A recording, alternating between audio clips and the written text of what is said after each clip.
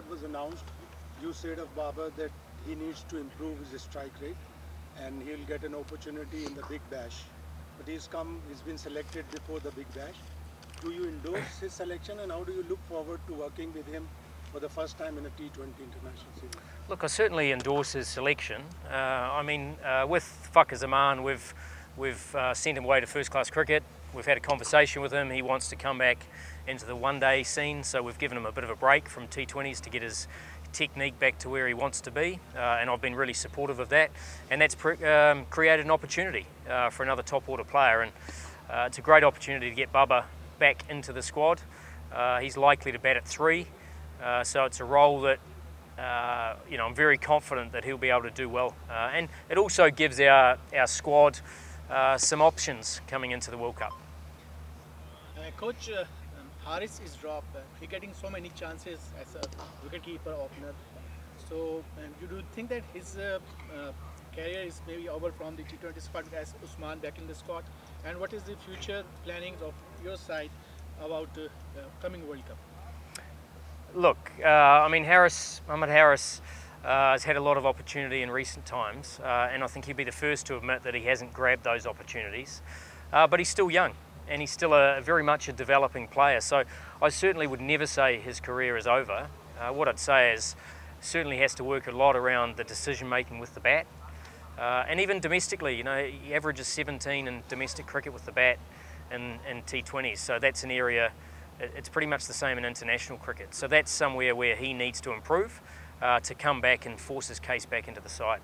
Usman Khan is a very good player of spin, and I think we see our wicketkeeper batting more through the middle than at the top, and that's obviously playing the spin in Sri Lanka is going to be a huge component for the World Cup, so hence why Usman Khan has got the opportunity during this series. Coach, this is Asghar Ali Mubarak, Daily Mail Islamabad. We have seen that South Africa has lost their match against Namibia last week, and their team is some new guy, and Pakistan is very experienced. Pakistan last 7 match has been won against South Africa in 11, and their track record is 24 matches, 12 South Africa and 12 is Pakistan. What are you saying? This series will be against Pakistan? Oh look, the side is very different than what played against Namibia. There are a lot of South African players that played, that are different than that squad. So I don't think we're going to read too much into that. Obviously Ferreira captained it, so we get a little bit of a glance into how he might operate, but certainly a different bowling unit. Look, the squad that South Africa put together is dangerous, very dangerous T20 side. And I think in T20s, if you can make your side up of players that can win the game on their own, then you're very wary of that.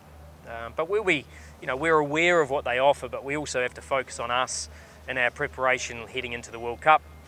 We've won 15 of our last 21 games in T20 cricket. We're certainly moving up the world rankings, but we've still got plenty to do. Coach, Pakistan has choked in last Test Championship. Pakistan has choked in 5 Test matches. Pakistan was winning and ending up in losing. Same happened in Asia Cup in Dubai in T20 matches. So what are you doing to cope up with this situation? Pakistani team gets a good start but end up in losing this time, 2 matches. Yeah, look, I won't comment on the Test side at the moment. I'm not involved in that, and I certainly wouldn't say that Pakistan have choked in any game. So, as I said, we've won 15 of our last 21 games. We got ourselves in a good position in the Asia Cup final, and we weren't able to grab that, and that was disappointing. But we also realise that's against a very good side who's currently ranked #1 in the world, and we're not quite there yet. And it exposed some areas we need to improve. We talk about that playing spin through the middle. We've made a few little changes there, and we're hoping to show some improvement on that in this series. Mike, 4 months to go for the World Cup. Where do you see Pakistan staked up for the World Cup in terms of final 15? Oh, look, I think we've got the majority of those players firmed up, but still some competition for places without doubt. The spin bowling, we've got competition for that. Obviously we've brought in Usman Tariq. Sufyan Mukim is still very much in our thinking, and he's been sent back to first-class cricket. In fact, disappointed he didn't play this first-class game because he needs to keep developing his game, but he's very much in our thinking. Usman Tariq is an exciting prospect for us to bring a point of difference. And then the wicket keeping is obviously a competitive spot.